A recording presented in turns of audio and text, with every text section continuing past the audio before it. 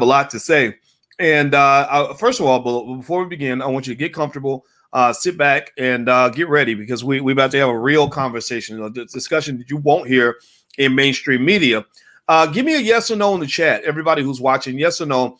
Did you hear about this whole Twerk on Washington video that was put out by it was actually put, according to Tariq Nasheed.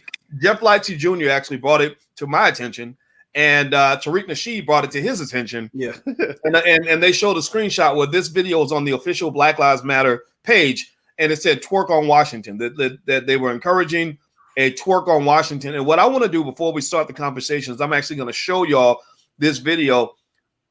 It's fascinating. Let's just say that. And Mrs. G, I got to pop. Mrs. G is such a lady. You might have to close your eyes. It's not too raunchy, but it's Lord have mercy, Lord Jesus. All right, so let me just play the video. I'm not going to talk anymore. Give me a yes or no. Did you guys hear about this twerk on Washington thing? This is in honor of Dr. King. I'd love to know what Dr. King thinks about this. So let me go ahead and just shut up and play the video. So hit the thumbs up button while I pull it up. Please hit the thumbs up, share, subscribe button right now if you haven't done it yet. I'm going to share my audio. And this is actually off of another brother's page. The page is he uses the hashtag not my people so you know how he feels about it.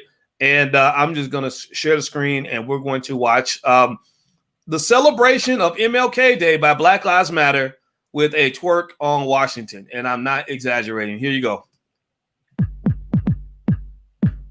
It's your girl, Shayna.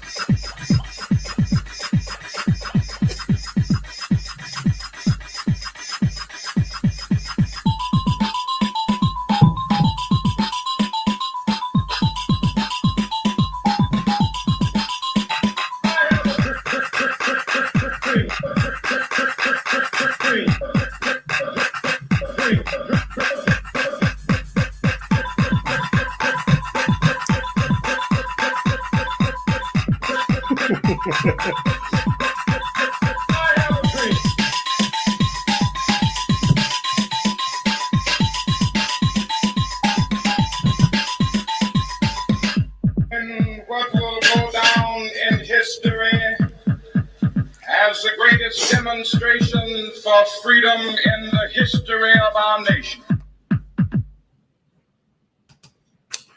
All right.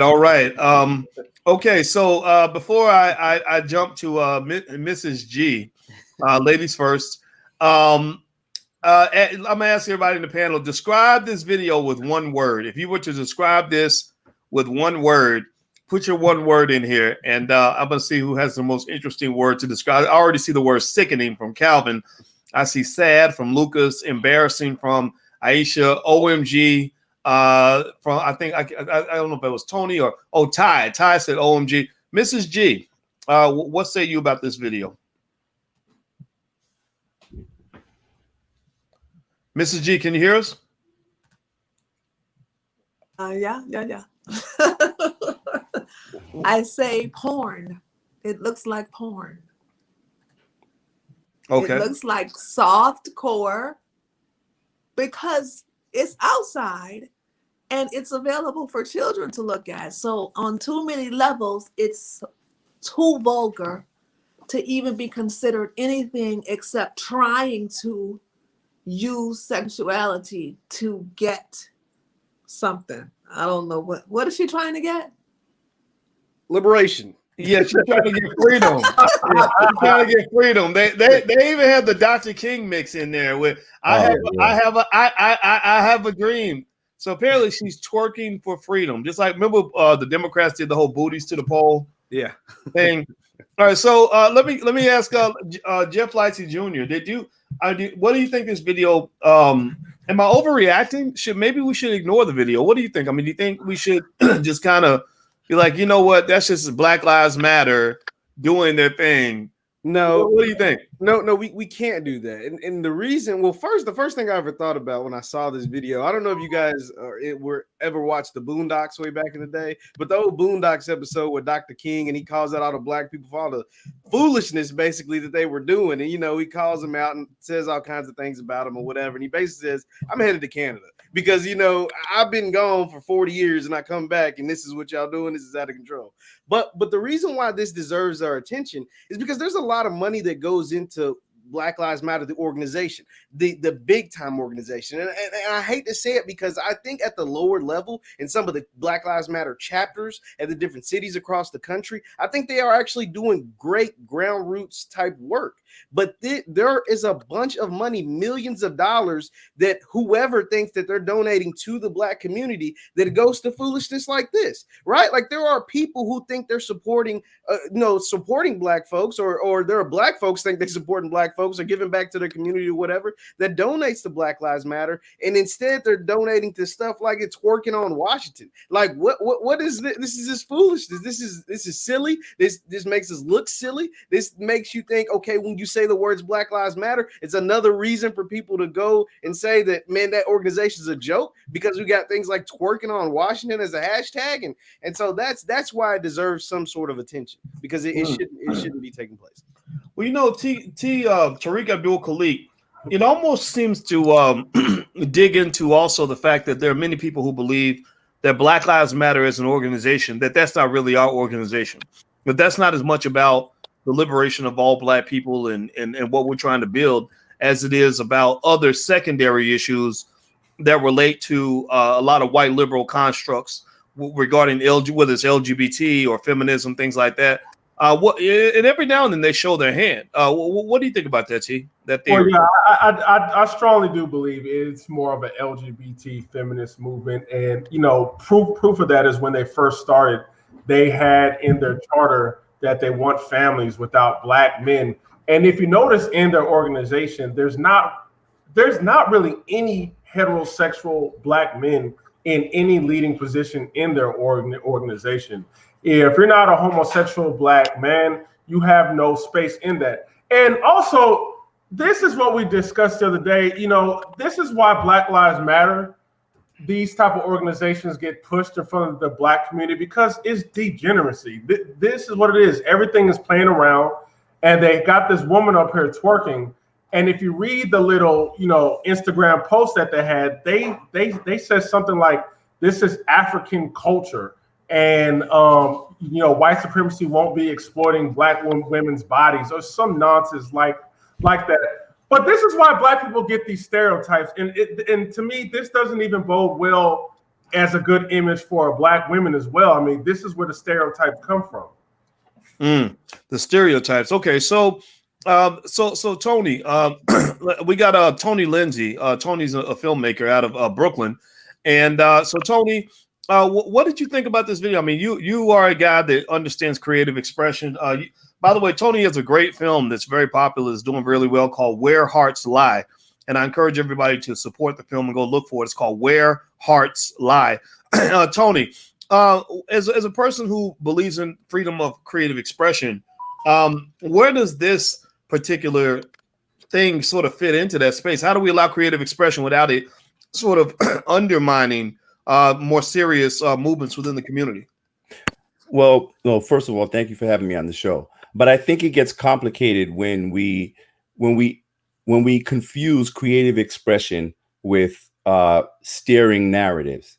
And I think that not like today, we've pretty much been conditioned by white feminists to view black women's liberation through a lens of hypersexualization, and from what I've seen, hostility towards black men. But I think as far as this video is concerned, I think it speaks a lot to the dangers of allowing other people who don't have black agendas as priority to take center stage in our movements. I know we spoke about, the Black Lives Matter organization as opposed to the movement. And I think maybe one of the areas that we can start is by making a clear distinction in between the two, even though they are somewhat melding together, but there are just so many different interests that are within the Black Lives Matter movement that it pretty much just kind of turns into using Black lives and Black death, Black oppression as a footstool to elevate other agendas.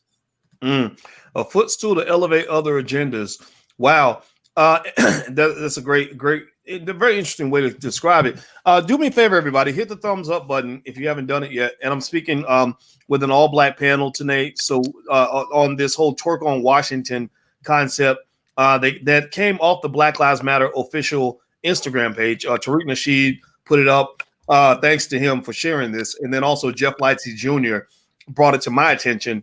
And of course, I felt that it was time to have a Black conversation about this. And and what I'd like to show everybody is I looked around and I said, okay, let's just make sure that it is what it is. You know, I'm not here to tell you how to interpret facts. I just want to make sure you have them. And so if you go to Black Lives Matter's Instagram page, it's right here, right? This is Black Lives Matter. Now, I don't know who runs this page. I know that the page has about 4.2 million followers. And this is the twerk video here. And here's the statement. The artist's statement is, Twerk on Washington is a declaration of freedom and healing, advocating for the decolonization of over-sexualizing Black women's bodies to reclaim an ancient sacred dances of liberation and wellness. Sampling the I Have a Dream by the great Dr. Martin Luther King Jr., delivered during the March on Washington for Jobs and Freedom. The shame of traditional African practices is not ours. Trauma is kept in the body. Shake it off. So it seems like the artist is saying that that this is an expression of women's liberation, and while we can certainly have different opinions on that, I want to ask you, Mrs. G. There was one part of this statement that really got my attention, is when they talk about the over sexualization of Black women's bodies. There's a part of me that is confused, right? I get a little confused when you say, I don't want you to over sexualize my body, but here's my booty and I'm gonna shake it in your face, right? Like that doesn't compute. You know, I mean, God bless your booty. Good for you. But but if you're putting it in my face and shaking it, and then you say, respect me, don't over sexualize me, I don't know how to reconcile the two. It doesn't add up. Mrs. G, what are your thoughts on what I just said? First of all, I want to say that as a woman who is also a Black woman from America, this girl and whomever put her up to this thing should be ashamed of herself. And I use the word shame very freely. I am a teacher of the importance of shame and the importance of judging negative behavior, because as a woman who is connected to her African roots, it needs to be clear that shame and judging is a part of that. We also need to be clear that focusing on people's intimate body parts is not taking away the focus of the intimate body part. This is completely absurd to try to make a case that behaving like this is African. First of all, which one of these people has lived in Africa or even gone to Africa? Because if they did, they would know that there are some dances that are considered mating dances. There are some dances that are only supposed to be taking place amongst other women, so that women can learn how to use their bodies after marriage. That's what that's for. But because Americans have living in this ignorant bubble, we convince ourselves that a whole bunch of foolishness that does not apply is African. That's actually not the case. And you will not have dignified African women bouncing around like that if they have a daddy. So my question is, where's this girl's daddy? Where's the objection? Where are her protectors? Because it seems like she's trying to protect herself with her body by telling people not to focus on her body, which is completely what this is rat behavior. You know, I try to teach very often about the Rat Utopia Experiment. It is a real, actual experiment. Wait. When you say rats, what do you mean? When you say rats, I was thinking like, you mean hood rat, or you mean an actual rat in the cage rat? Like, what do you I'm mean by talking rat? about both. Okay, both. This is a real experiment called the Rat Utopia Experiment. It was conducted by Please scientists. enlighten us. I want to know more about this. This thing is a real experiment. Scientists conducted an experiment with rats in order to determine what would happen if you gave the rats everything and you remove the male rats' need to be able to hunt and to be able to provide. And when they did that, they created a bunch of really aggressive female rats. They created very soft male rats. They created homosexuality amongst the rats. They created a removal of natural ability to nurture for the female rats. And then the female mother rats started to neglect and kill and eat their young. Literally, this happened. Wow. And then we wonder, why is it that every single rat, when rats multiply naturally very quickly, why did every single rat die? Every single rat died in this experiment, which was funded by the American government, and they used millions of dollars to do so, to determine how to handle us. So that experiment, tell everybody the name of that experiment again, because I'm sure we got smart people here. They're gonna Google that one. This is called the Rat Utopia Experiment or the Mouse Utopia Experiment. And basically they gave them everything they need so the male rat was no longer needed, and it caused an actual extinction. So what you're seeing here with what I like to say safely, feminine, fruity males and the aggressive females who are over-sexualized and masculine, what you're actually seeing is the play out of the Rat Utopia Experiment. You're literally seeing, when people say housing projects, same thing. When people say hood rat, same thing. What you're literally seeing is this behavior that we're trying to break down and find what it is and see where it's going to. It's going to extinction. That's where it's going, just like the rats. They all died. And Mrs. G is the cat who is pointing out the rats and the mice that are in the house. So thank you for educating us on that. I did not know about the Rat Utopia Experiment. I'm going to actually look that up. And I did Google it while you were speaking. There's a lot of interesting information on this. Everybody, do me a favor, hit the thumbs up button, hit the share button, hit the subscribe button. We're talking about Black Lives Matter and this interesting Twerk on Washington campaign that they put on their Instagram page. Every now and then I'll just kind of pop it up as a side view while the commentators are speaking. We got our all-black panel who are here to share their perspective on this. You can have whatever opinion you want on this. This is a free speech zone. We're not like the rest of social media where you can't talk. So feel free to think what you want. Just have an open mind and hear our panelists on this, and make sure you subscribe. So let me go to Jeff again. So Jeff, you're 24, 25. Is it 25? 25. Okay. So you're 25. I'm not 25 anymore. I'm trying to understand, I don't want to feel like a dinosaur, right? But sometimes I'll see things happen amongst young people that makes me say, wow, that's really not how to get somebody to love you. That's not how, but then again, I'm like, well, maybe people don't want that. Maybe that's not what the goal is, right? I don't know. But when I will see people encouraging, like, for example, I'll give you one example. There's a lot of talk where people talk about things like slut shaming. Like that, if you're a woman and you behave like a slut, whatever that means, and somebody says, well, don't do that, or people gonna think you're a slut, that people say don't slut shame. And that confuses me because that makes me think, okay, so you're telling me that as a man, I'm supposed to see a woman who's just throwing it out there for everybody the same as I see a woman who protects, certain parts of her sexuality, right? That two women, maybe the same level of sexual desirability, but different methods of expressing that, right? Some make it a public commodity, some make it a private commodity. I value the private commodity. The public is like, yeah, well, that's for everybody, right? Is that, what do you think about that? When I say this, do I sound like a crazy old man, or what are you seeing as a 25-year-old, just in terms of just, the way people express themselves now?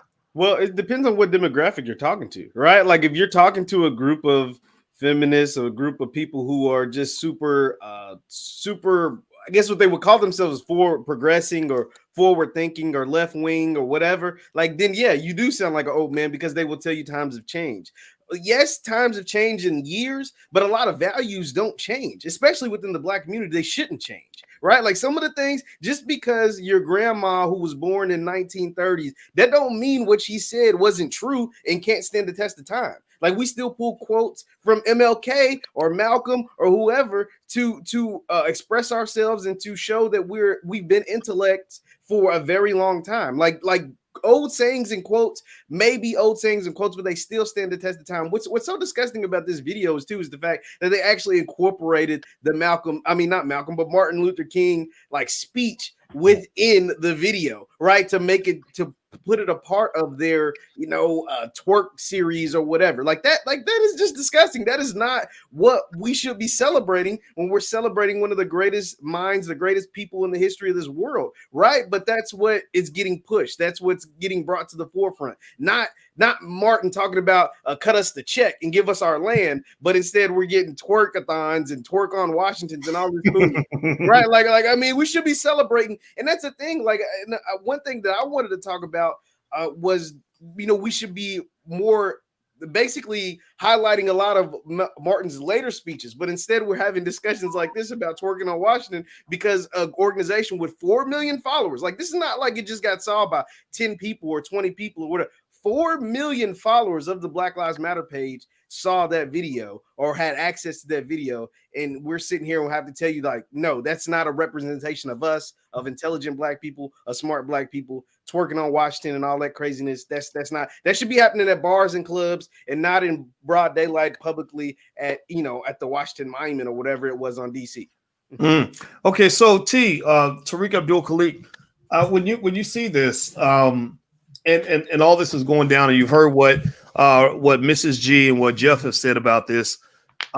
Is there a way that we can open our minds to people's freedom of expression and their right to be who they want to be, while at the same time, protecting the sanctity of our culture, right? But you're protecting decency. Like how do we balance the two? Because I would almost definitely say that when I try my best to empathize, right?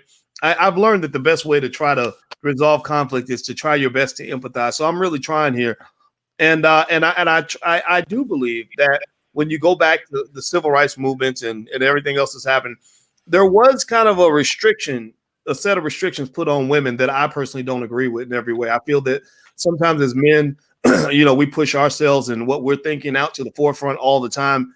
And I don't think that that's all bad all the time or ill-intended, but there are times where I think we don't listen to women enough. How do we listen to women while at the same time stepping forward, as human beings and as men, and just say, look, this ain't cool. Where do you draw the balance? Well, yeah, I mean, first of all, we have to understand that the imagery of what this makes the Black community look like is not good, because when it comes to Black Lives Matter, there are people in even Europe chanting Black Lives Matter. Black Lives Matter get chanted around the world. So when you have this young lady doing that, it kind of signals the world that this is the reflection of African American culture. And this is why we should not take them seriously. We should not take them seriously politically, economically, or anything of that level. We should keep them in play land and, talk about low grade stuff. So I would say when it comes to the sisters, it's not about, men are being misogynistic and we're trying to control you. We're trying to control you.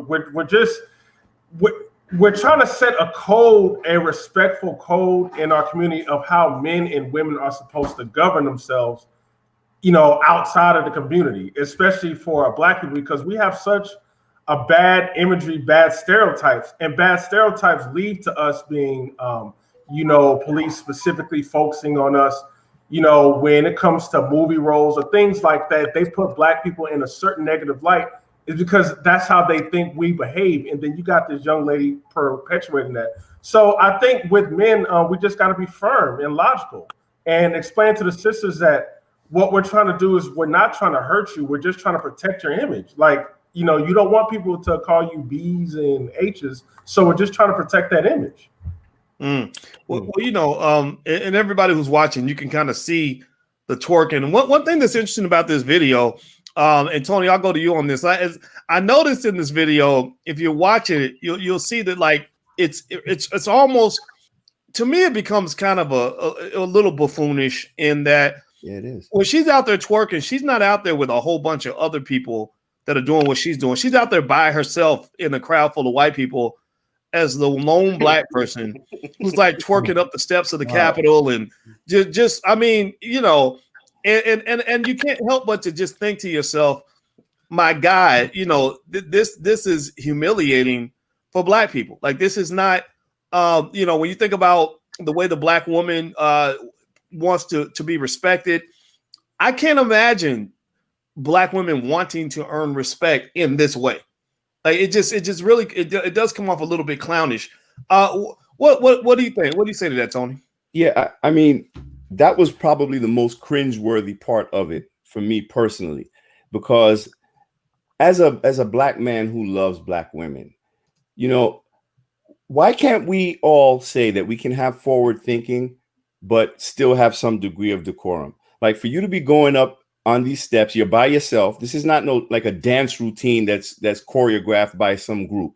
You're going, you know, up to the Lincoln Memorial where people are touring with their children, showing them things, and you're twerking and you're shaking your ass in front of these kids. If you look, you'll see like a 10 or 12-year-old boy staring at her while she's doing this. So it's like that speaks to the minstrel show aspect that I was referring to earlier.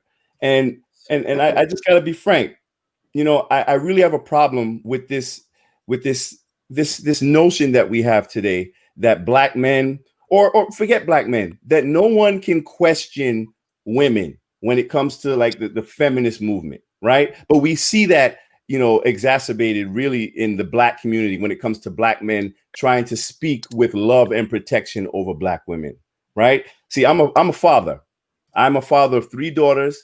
And I have a granddaughter. I'm a new grandfather, right? And I'm 48 years old, just for anybody who wants to know. So I'm still kind of young, but yeah. So whenever I look at things like this, I think about my daughters. I think about how people would look at them, how they would treat them, how they're, you know, presenting themselves to the world, you know? And I just think I think it's tragic to see this in this light and to see us celebrate this and make so many excuses for it. That's the biggest problem that I have with it. And I just want people to understand, and just like when you really think about this thing, we never see Democrat or white liberal sponsored ads that appeal to the intellect of black people without integrating some sort of symbolism or sexualization or some degrading imagery or enlisting celebrities who have like no real vested interest in the community. So I think we really need to start looking at things in a wider context to understand how we as black people are viewed by these organizations and how serious they take us. Because to me, not only was it insulting, you know, to our political intelligence, but I also found it extremely disrespectful to the utmost that they thought that it was appropriate to release something like that on this day. This particular day. That's the step that made it worse of all to me. But the honest truth is, I believe it was intentional. Definitely. I don't think that this was some type of a miscalculation. I believe that, see, there's several things. It's more of a subconscious attempt to tell black people, you know, like, listen, this is your role. You're the entertainment.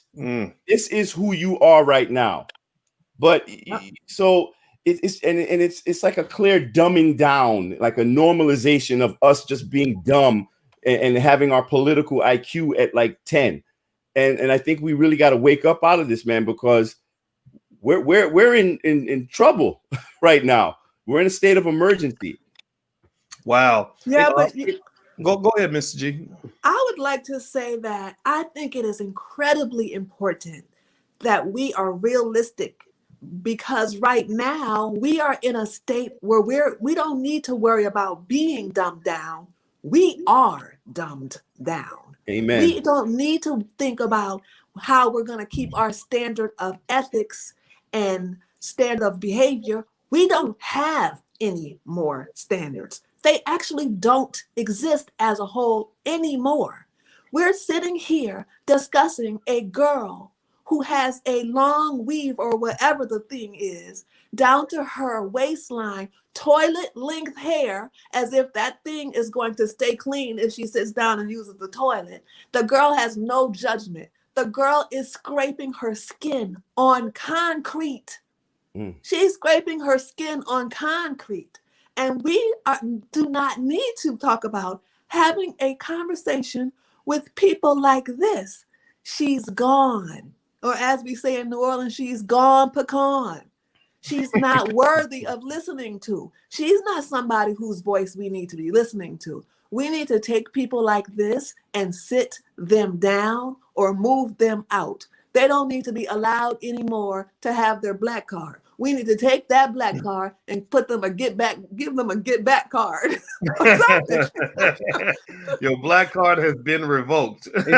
I just want to go off something that Tony was saying, and I think it's critical for platforms like this and for other independent media sources, because we will only, I think, now I want to hear from you all as well, but I think we'll only see the continuation of things like this because we do have liberals in Congress, because this is kind of the agenda that they push, the liberation, because there's a lot of things. I mean, there's some things that you might agree with, but this is not one of them, and this is something that they have to push forward, or they can't push back on. Maybe they won't always promote it or act like they don't promote it, but they can't push back on it because this is something that is a part of their agenda. It's like the over sexualization or the pushing or the non-slut shaming and things like that. Like, these are things that they campaign on. So as long as that's a part of their agenda, they won't be able to push back on this. And so over the duration of the Biden term or the Democrats taking over Congress, this is something that we will only continue to see more of. And that's why independent media sources are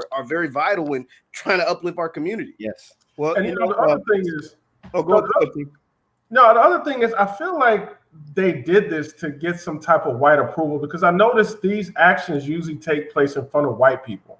Why wasn't this in front of black people? I feel like, especially with the statement that she made, as far as respecting black women's bodies and, cultural African twerking, it's almost to get white approval that this is how our women look, this is how our women dance, and get used to it. And if you look at the white people in the crowd and the other races, they kind of looked at her in disgust. Like, it's almost as if your point didn't get across and you embarrass yourself out there. See, I hear what everybody's saying. I'm sorry, I don't want to cut you, but go ahead. I don't want us to place like such an extreme focus on the people who are like doing the performance, so to speak. Because as a filmmaker, I also understand that, I'm a director. So I'm the one, that's saying this is how I want it to be. As an executive producer, I'm the one that's financing this and I'm producing this, I'm putting this out. So although there's always going to be a bunch of actors in this, people who are performing, we have to look at who is giving this to us. So I always default back to the source. Now, Black Lives Matter, the organization, is who posted this to Instagram. So I don't really want to vilify so much whoever, the little producer or videographer was, because I guess what they were doing is they're highlighting different, it's some kind of a thing that they're doing where they're highlighting different artists or something like that. So, but I just think the one that has the platform, that is where we should be looking. I disagree. I think that we are at fault of this. It is us who has allowed this girl to get like this. It is us who has allowed them to become this ratchet. It is out of control. We don't say anything. We let the liberals, or whatever we're supposed to call them, tell us that we're supposed to accept this behavior. It is unacceptable. It's us. It's our fault. It's our problem. It's us who caused this. She doesn't have her community telling her to stop it. Well, I'm not gonna I'm not gonna say either one of you are wrong. I think that there's a lot of ways to be right about this, but I definitely will say that when you're seeing one thing that Black Lives Matter that's very interesting about Black Lives Matter, the organization, and it's got a lot of momentum because the term Black Lives Matter just sounds like a great term. I mean, who's going to disagree with a term like that? And and I know a lot of good Black people, well intended, who follow along because because we read headlines, we don't do our research. And I had a conversation with a guy who speaks to a lot of NBA players, and I told him, I said, please tell these guys to do some research on Black Lives Matter, form their own movement, because you're promoting something that doesn't reflect the community in a way that a lot of people agree with. A lot of my folks disagree with Black Lives Matter, and I said, now here's the other thing too that's really interesting. Black Lives Matter has become, kind of the front organization, one of the faces of the entire Black community. And a lot of people feel that's not my face. That's not our face. And they're collecting money with your face. They're using, they're doing what like charity organizations do this. Charity organizations will promote starving kids in Ethiopia and will collect $1 billion on behalf of starving kids in Ethiopia.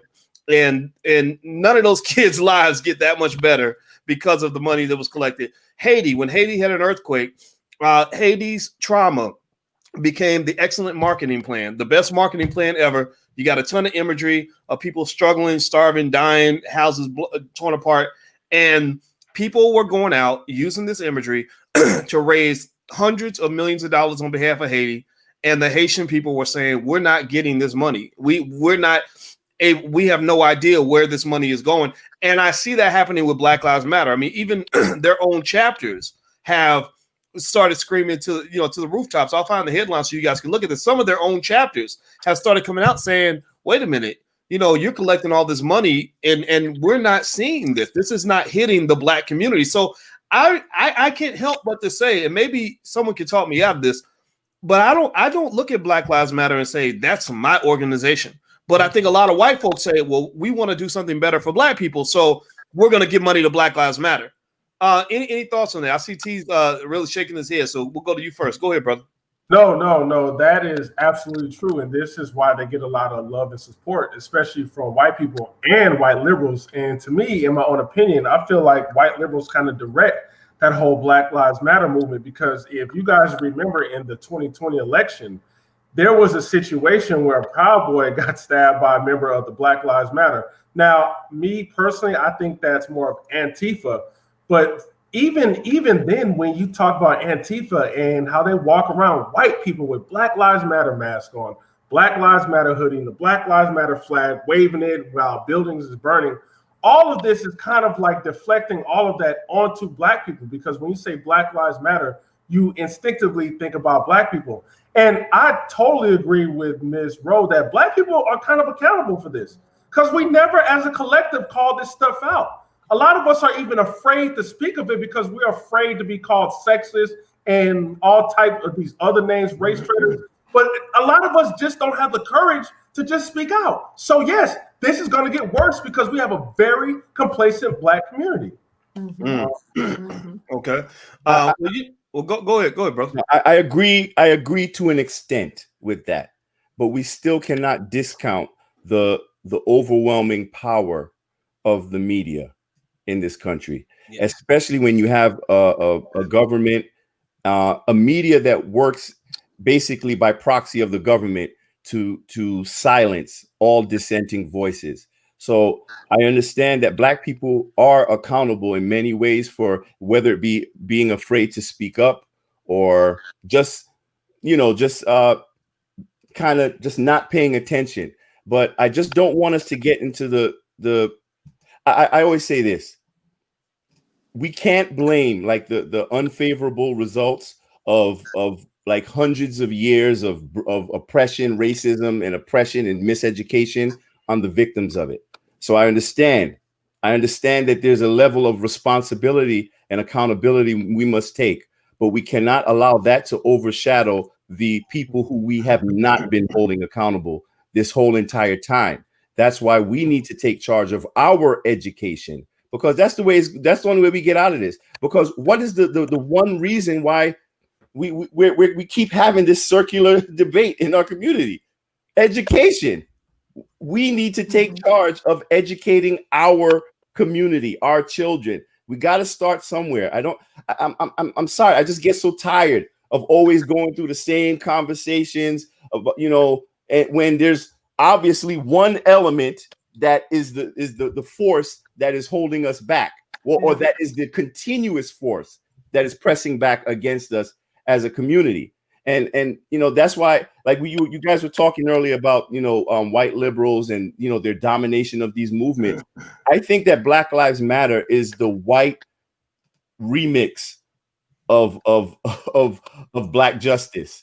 They put their twist on it. It's their redefinition of it, and then we just kind of sit back and become complacent because we're used to everybody else being up front and taking charge and speaking on behalf of us, when we need to find our own voices. So I think alliances and coalitions, they are valuable, but not when it's at the expense of the groups that require the most attention, meaning us. White liberals, they tend to approach, Black movements for justice with this paternalism or this dictatorial nature where no, Black folks, we know what's better for you. We know what's best. Just get to the side. We'll tell you what you need to do. So we need to do that inventory. So I agree. So it's not so much that I disagree. I agree that we have a lot of inventory to do amongst ourselves so we can organize without always inviting everybody else in. You know what I'm saying? Right. Yeah. Sir, Yep. I want to say that I think that you have brought some truly wise counsel today that, a lot of us are not focusing in the way that you are. And I just really want to congratulate you for that. The ability to see the big picture is admirable to me, myself.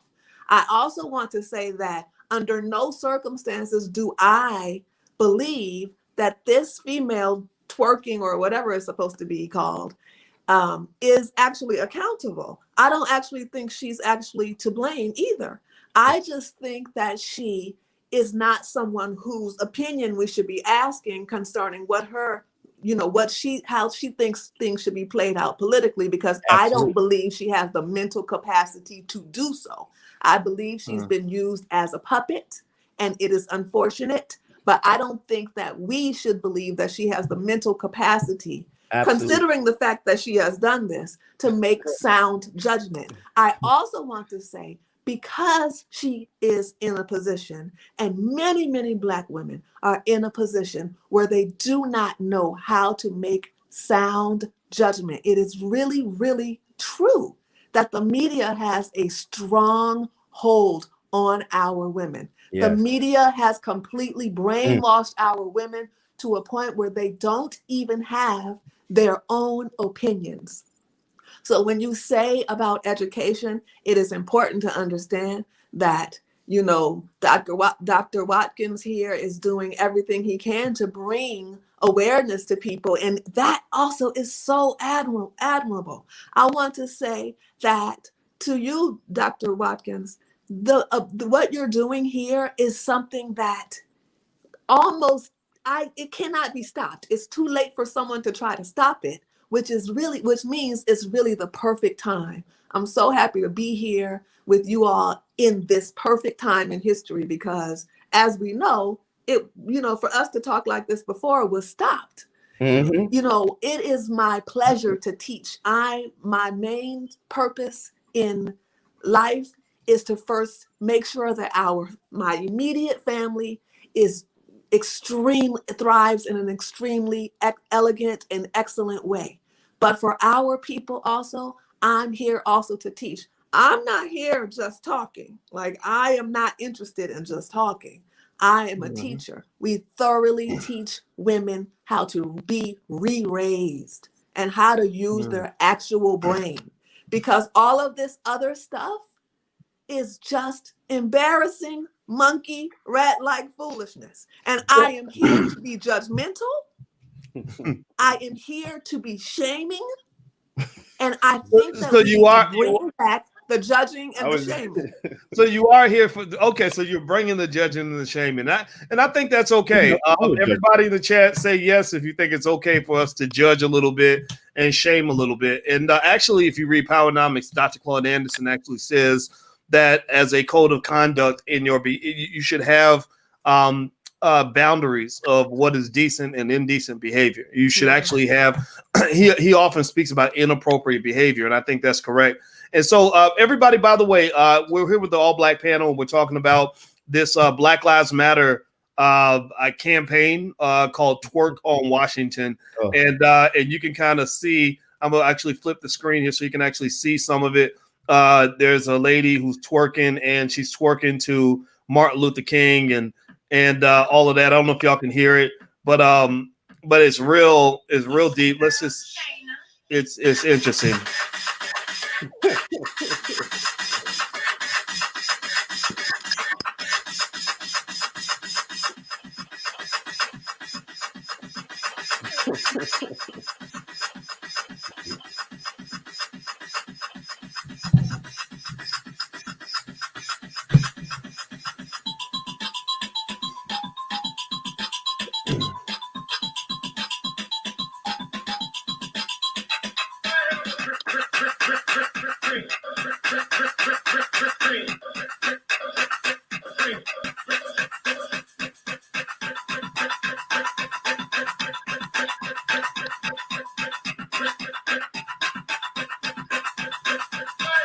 Okay, I gotta pause that because I can't. I can only watch so much, but I just want to catch everybody up if you just came in. And this is what we're talking about. This was on the official Black Lives Matter Instagram page, and they actually made some really intriguing statements about why they shared this, and we read that earlier. By the way, do me a favor, hit the thumbs up button, share button, subscribe button if you haven't done it yet. I hope we've indicated to you the reason that we have to have independent black media, and we need you guys' help on this. So we need you to proactively right now, whatever channel you're on, please hit that thumbs up, share, subscribe. Also the panelists, I'm gonna give you all the panelists information on social media.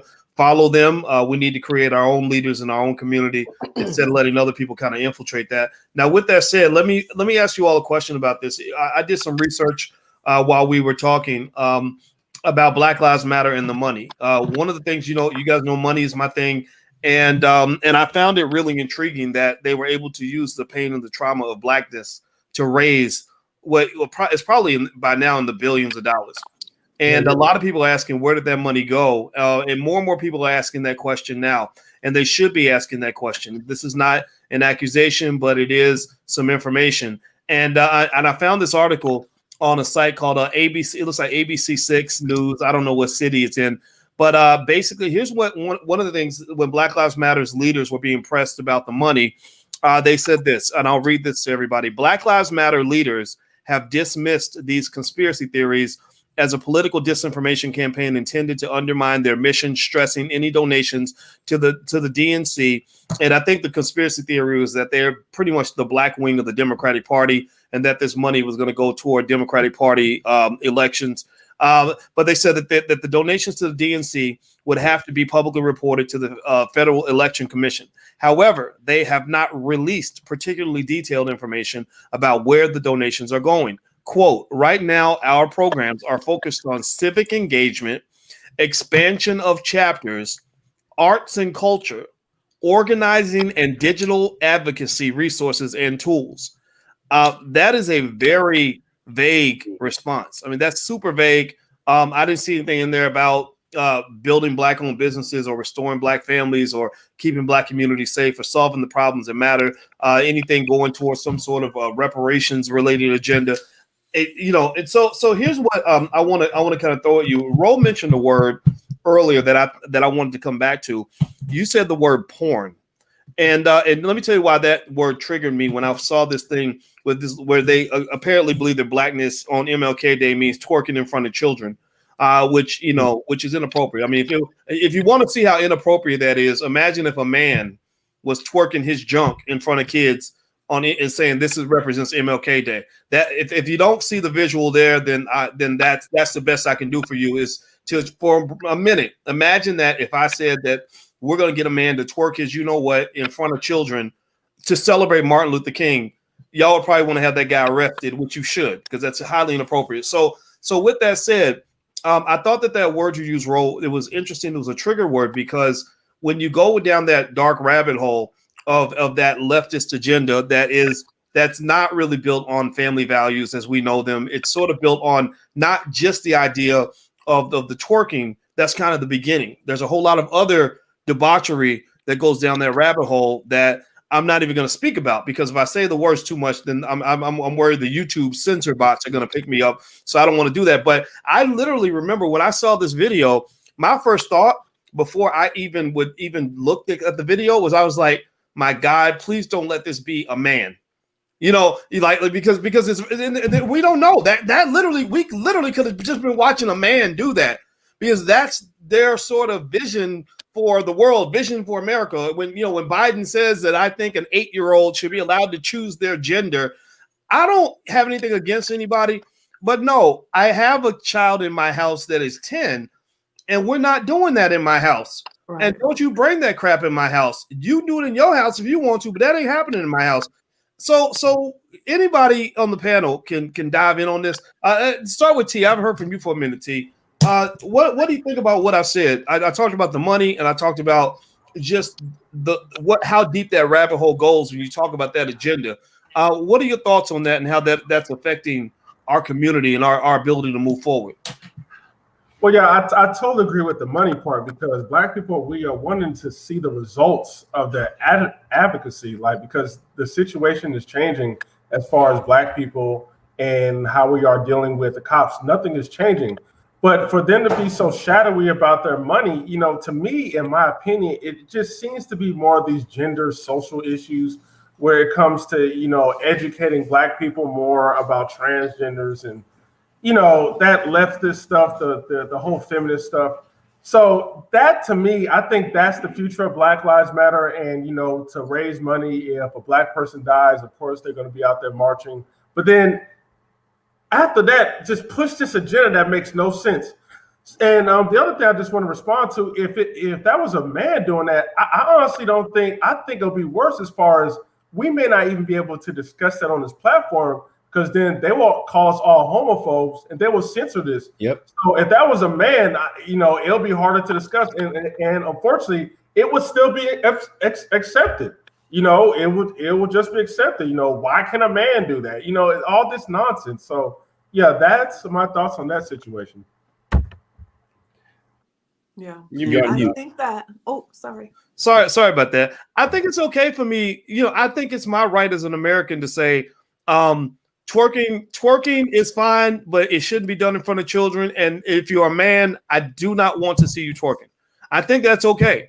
That if you want to flip and call me a blankophobe, whatever you want to call me, I'm laughing at you. Like, no, phobia means fear. I don't fear you. I just don't want to see that shit. Like come on. Like, why can't I just say no, thank you? And leave it at that. Like, do you, be you, live your life, but stop. Just get it out. Get it all out of my face, and get it out of the face of my children. I think that's what we're fighting for, right? Nobody's fighting for anybody to take away somebody else's right to be who they want to be. It's almost like we're defending territory here. What do you think, Tony? I was going to say that I just pretty much think what they're doing is they're bullying us into acquiescence. If you think about it, you cannot have a dissenting point of view. There's always going to be a campaign against those voices who question things. So when you were talking about how Black Lives Matter was questioned and the dismissive nature in which they responded, see, that word dismissive, like, it jumped out at me, because I believe that just as they were dismissive in that interview, they're going to dismiss all of these calls to remove that twerking video.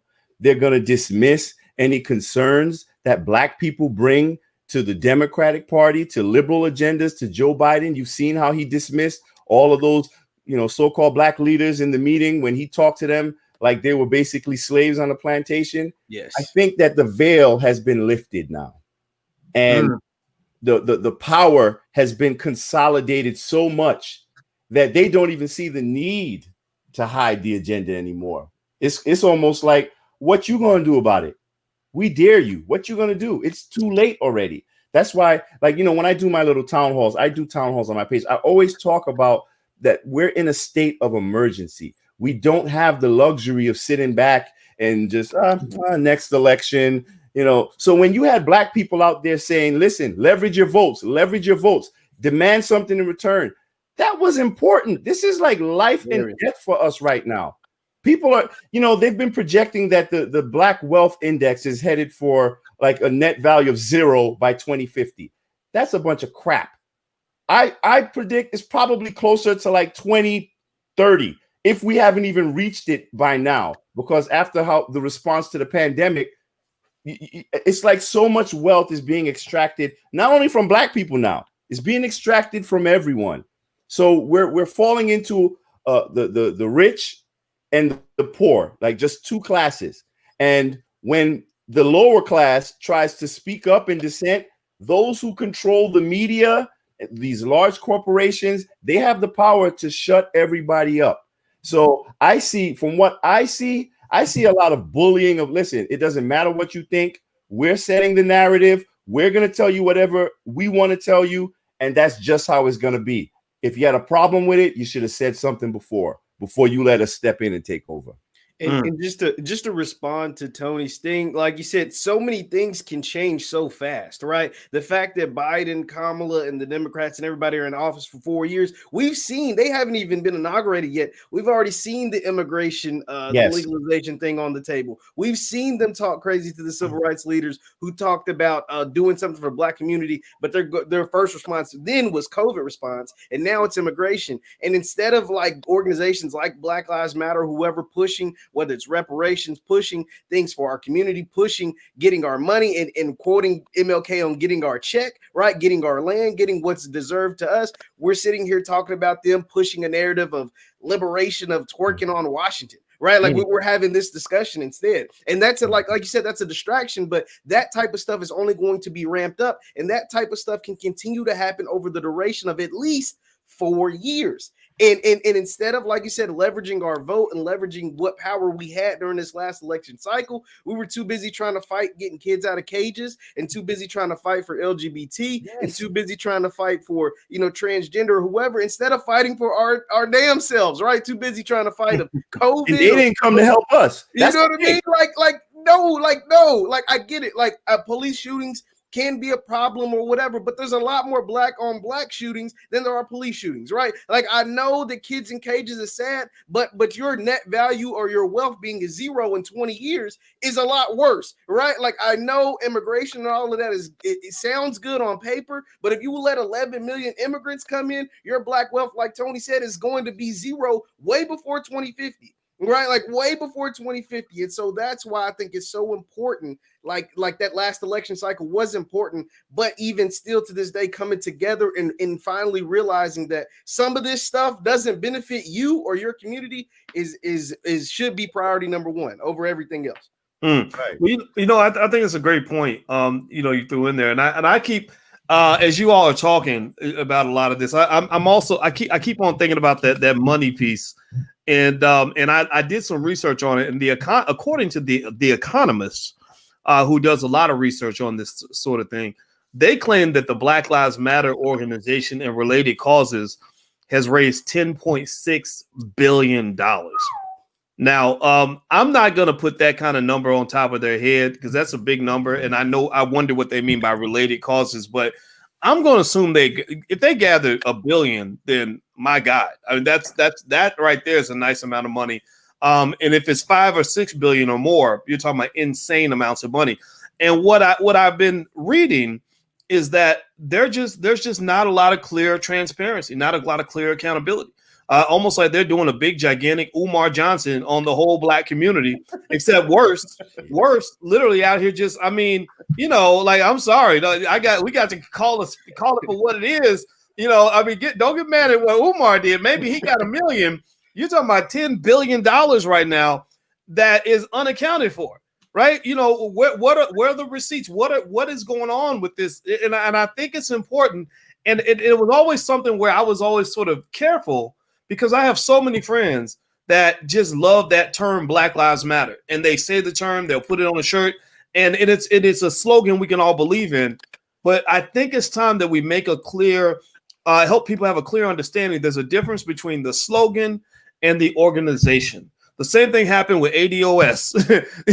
You can keep the slogan, but when you get to the organization, there's a whole different level of complexity there. That doesn't mean that you should stay away from it. It just means you need to investigate it and research it to make sure that you want to carry that label, because these labels that we carry around, that has economic value. And remember, you're talking about a community that doesn't have what it needs. We don't have the resources that we need. So when people are collecting billions in resources, allegedly on our behalf, and it's not getting where it needs to get to, then someone needs to do some sort of investigation to say, okay, what's going on here? At least let people know what's happening.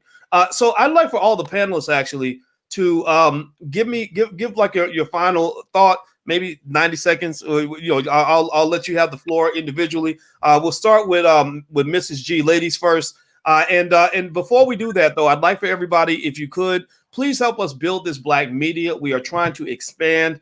Please hit the thumbs up button right now. Hit the thumbs up, share, and subscribe button. If you have not done that yet, please do that right now.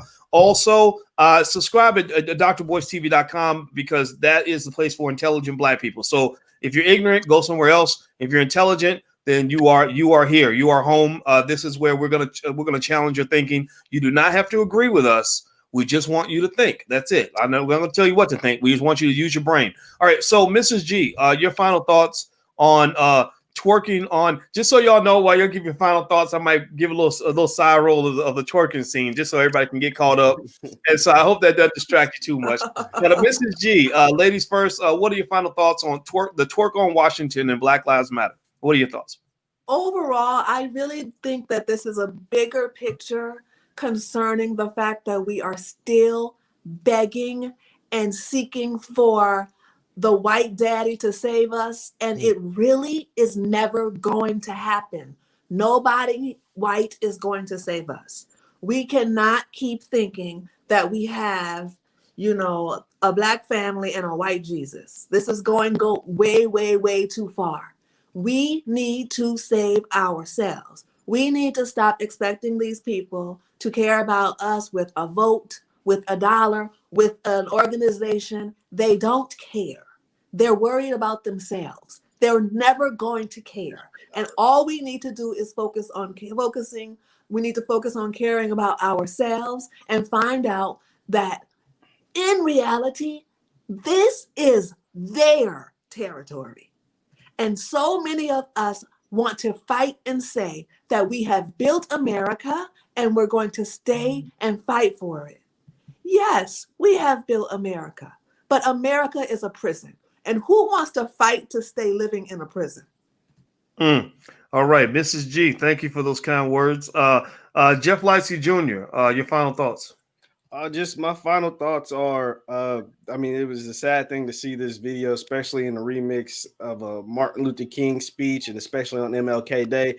I do believe our people will overcome these type of things. I do believe that people like this woman in organization, maybe not organizations, but our people as a whole will overcome these type of things. We will get the last laugh. I genuinely believe that. Whether I'm naive or just silly, at some point we will get the last laugh. I do believe that we will end up on top, because slow and steady wins the race. Platforms like this and people speaking to intelligent Black people that are watching and people on this panel will continue to rise, even though our press is going to fight against it, whether it's censorship, whether it's telling us we're homophobic or whatever, or telling us that we're crazy or trying to make us seem crazy. But I do think at the end we will rise above all of it, because I think there's more intelligent Black people, and it's only growing. Powernomics is only growing the mindset. So I just think it's just slow and steady, but we have to continue to push the narrative and continue to let people know that you are better and overcome a lot of this craziness. All right. Mr. Tony, give me Tony Lindsay. Mr. Tony Lindsay, your final thoughts. Yeah, I would say the enemy has been masterful at convincing us that we have defined ourselves when he himself is being the one that is defining us. And I think that we are sold the illusion of progress through recurrent symbolism. So I think that what we need to do now is place a renewed focus on Black independent media, real dialogue within our community, and not relying upon celebrities and or quote unquote allies to set the direction of our movements. We need to be more invested in ourselves and in our younger generation, because those are the ones who are going to really lead us out of this mess. They're far more intelligent and brave than we give them credit for. So I'm a person that I really bank on the younger generation because they're so smart. And I just want to say thank you for allowing me to participate on this platform today. It was fun and very enlightening. Yeah, well, I'm glad you're here. You're very intelligent. And everybody, by the way, Tony's movie is called Where Hearts Lie. So let's show him the power of Black economics by looking up his movie and supporting his film. You know, we need to create our own movie stars, our own Martin Scorsese's and everything else, and our own Grammys and Oscars and all those other crazy awards they give out. We could do it ourselves. So Mr. Tariq Abdul Khalik, your final thoughts, sir. Well, yeah, you know, one thing I like to say is I remember Malcolm X saying, and I don't know the exact quote, but it went along something like this: I tend to follow the Black people who are typically attacked. And what he means is typically Black people who you see that are attacked by the media are the ones that you should really pay attention to closely, because they are the ones that's upsetting a power structure. And because they are upsetting the apple cart, they are the ones who is going to be silenced and censored. When I saw Dr. Boyce Watkins get attacked by The Root, not invited on any of these other liberal stations, I'm like, okay, this brother must be saying something very important. Maybe I need to listen to him more. The same thing with Ms. G. You know, a whole bunch of feminists come after her, paid, rich, liberal feminists come after her. And when you look at her content, it's more of bringing the Black family together. So we have to understand, especially Black people, the revolution is not going to be televised. So stop following organizations that white people put out in front of you that you should follow, because what that shows is that you're seeking their validation. Start looking to who funds these organizations. And, you know, I'm gonna bring this up and I'm done, but we all understand white supremacy, but we have to be careful of scaring Black people in this, because I keep saying this, because once again, Black people are going to see white people as supreme. Therefore, we're going to keep seeking validation. We're going to keep begging them to include us. We're never going to look inward and focus on ourselves, because we're too focused on what white people are doing and what they can do for us to help better us. And that's got to change. All right. Well, everybody, if you could take 1 second, please, and give the panel a digital round of applause, a digital thank you for all the great commentaries that they shared with us today. Also, I want everybody to know, if you go to theallblackagenda.com, there are elements and pieces there for the Black agenda that you can apply in your own household right now, today, without a politician's permission. Most of the resources are either free or they are very low cost. There's plenty right there for you. And also, within the next couple of weeks, just so you all know, Ice Cube actually agreed to partner with me to give away 2,000 copies of Powernomics. But it's for those of you that can't afford a copy, right? So those of you who can't afford a copy, I hope you'll go buy one at powernomics.com. For those of you who can't afford one, we are going to do a giveaway where we're going to ask you to pay the shipping, but we'll give you the book for free. Because we believe that that's one of the keys. That's how you get things done in your own community. And I could give a damn less what Joe Biden wants to do. Now, with that said, I want to just finish up my quick final thought on this is when, you know, Mrs. G mentioned, when she said that word porn, it stuck out to me because she brought to my attention that whether you agree that twerking's okay or not okay, you know, I'd be stupid as a heterosexual man if I sat here and pretended like I could never enjoy, you know, a Black woman's body. I'm marrying a beautiful Black woman who has an excellent body.